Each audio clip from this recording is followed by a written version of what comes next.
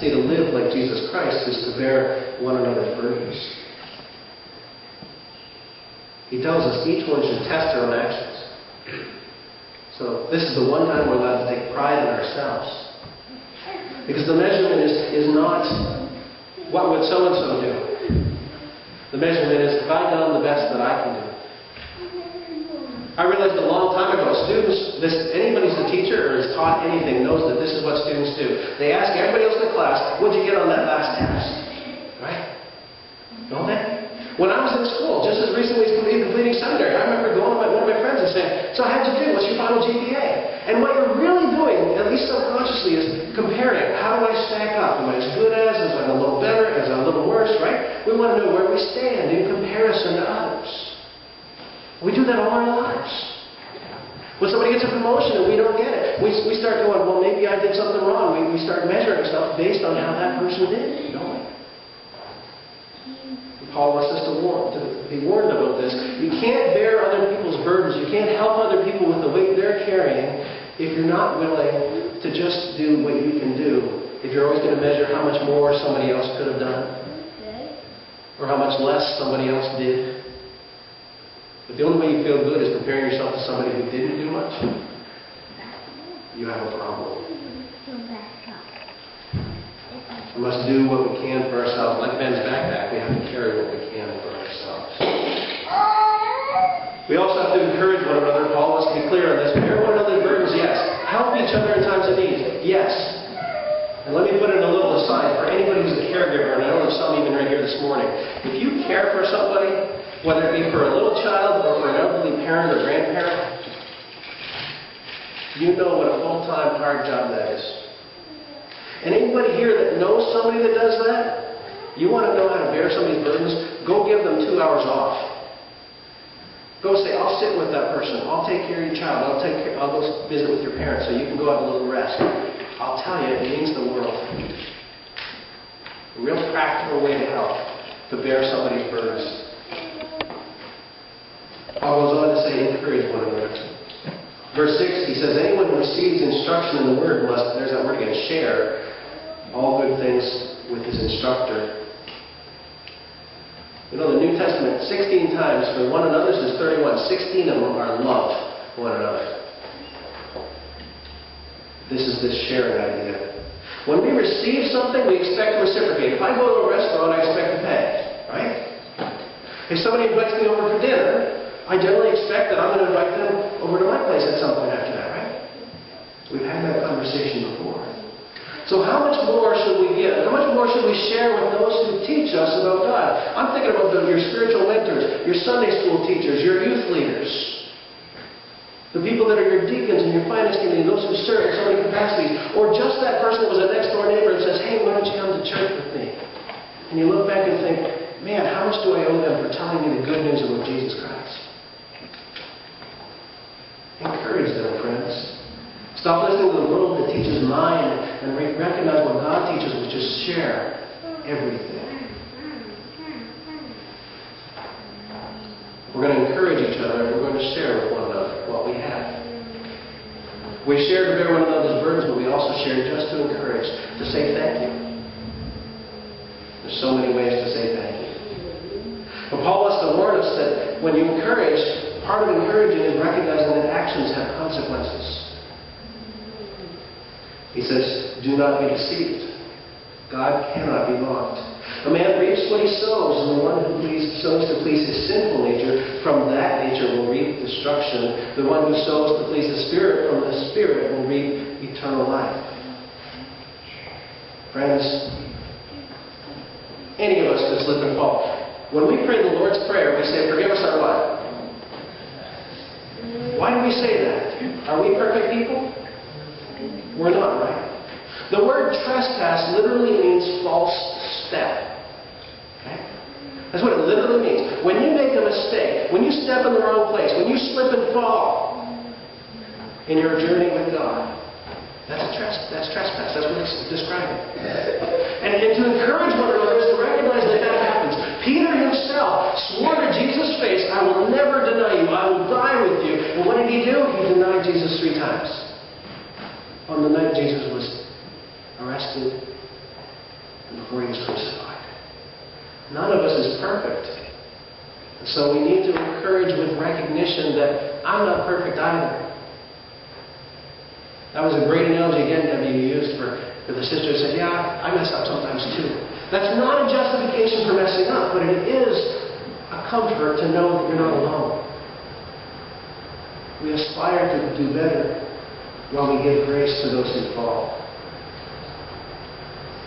We have to be careful when we encourage people to become better, to grow, to be stronger, become stronger.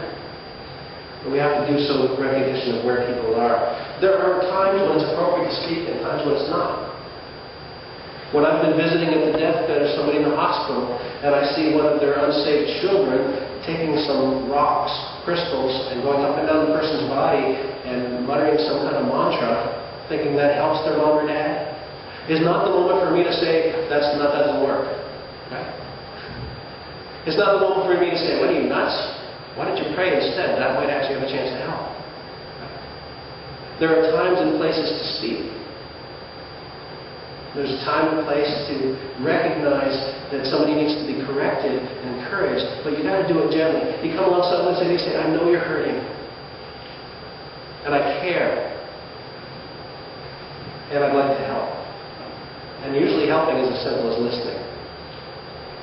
Hardest lesson the pastor ever learns is how to listen when somebody's hurting. Hardest. I'm still learning. It's the best lesson you can ever learn. If you want to encourage somebody, share your fear with them. But also recognize that encouragement is encouraging to come close to God, to trust more, to be more faithful. Because God's laws are clear. Sin has a consequence, but faithfulness has a reward. When we encourage people, they get to be reminded of that. And that gives hope to know that what I'm going through will not be wasted. To know that if I'm working hard, that God will honor that. Even Jesus looked forward to his reward. And we can too. In verse 9 to 10, as Paul closes this section, he says, let us not become weary in doing good. For at the proper time we will reap a harvest if we do not give up. Therefore, as we have opportunity, let us do good to all people, especially to those who belong to the family of believers. So many people lose hope. They've tried and they've tried to do what they think they're supposed to do. They've tried to do it alone. They've not had somebody to bear their burdens. Perhaps they've never been encouraged. They've been wounded somehow. People weren't there when they should have been. And I know that every one of you here could name somebody that's not in church this morning because they felt like somebody just didn't care enough, that the church didn't do anything, like they didn't help when they should have. But at the same time, I want to remind you of the good news, that every person that's in this church this morning is here because somebody cared, because somebody was willing to encourage, because somebody was willing to bear another person's burden, because somebody in this congregation, right sitting here this morning, one of you, was faithful in offering hope and good news and encouraging, and saying, I'll listen, in saying, how are you, and actually wanting to hear the answer.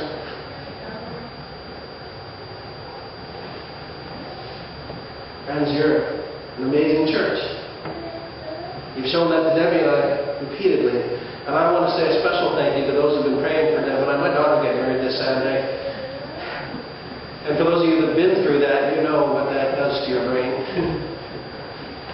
What that does to your heart and your spirit.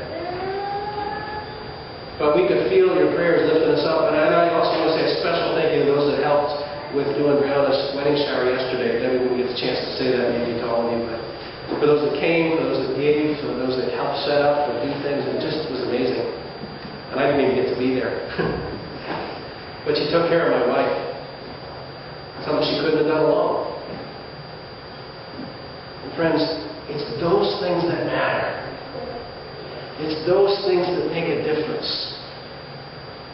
And we can do more. Because what Paul says there, when he says, don't miss the opportunity, don't go weary of doing good, but don't miss the opportunity to do good. Let me ask you a question this morning. Is anybody here, anybody sitting in these pews this morning, raise your hand if you're dead?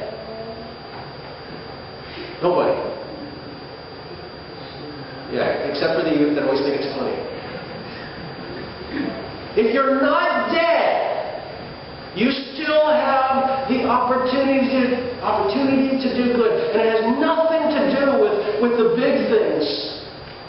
We so often think, well, I do something, but I don't know what to do because, there aren't enough people helping the overflow. They don't need help over here, and there's not people over there. And we think to ourselves, I don't know what I could do.